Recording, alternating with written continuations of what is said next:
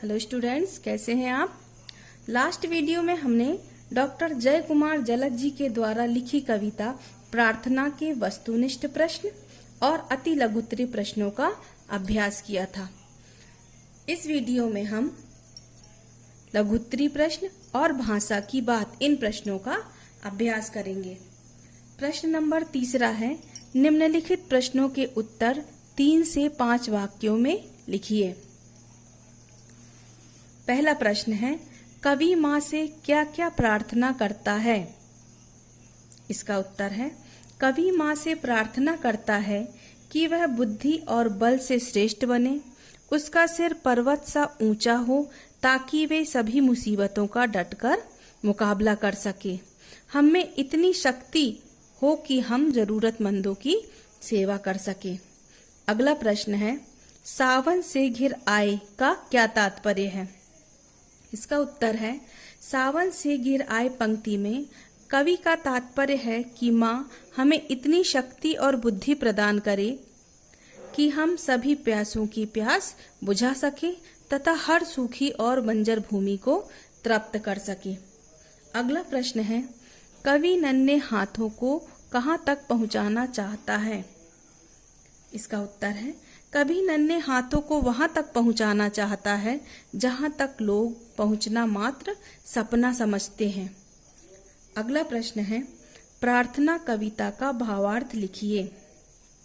इसका उत्तर है, संपूर्ण कविता में कवि ने बच्चों को प्रार्थना के माध्यम से परिपूर्ण बनाने का आह्वान किया है।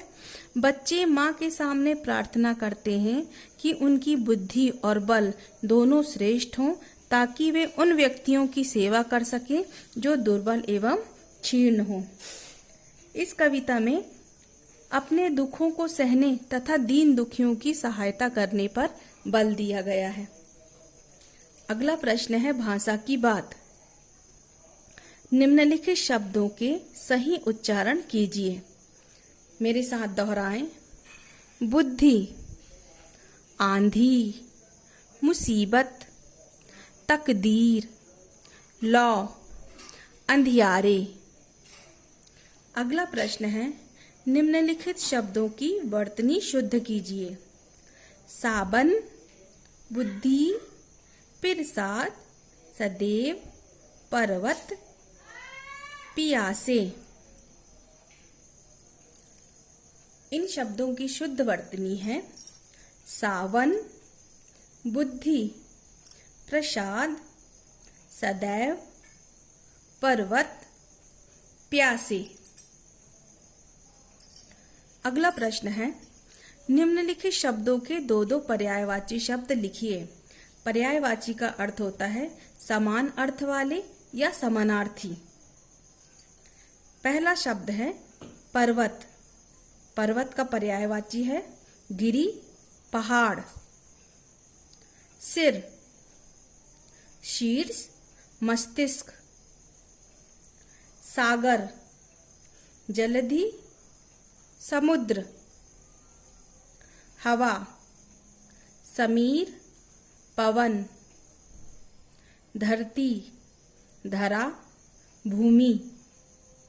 आँख, नेत्र, नयन। अगला प्रश्न है, निम्नलिखित शब्दों के विलोम शब्द लिखिए। विलोम का अर्थ होता है विपरीत या उल्टा। ऊंचा, नीचा। कठिन, सरल। अंधियारा, उजियारा। सुख, दुख। बड़े, छोटे। बिखराना, समेटना। सो स्टूडेंट्स, आज का आपका होमवर्क है, इन प्रश्नों को अपनी फेयर कॉपी में सुंदर राइटिंग में लिखना है। आज के वीडियो में बस इतना ही। Thank you.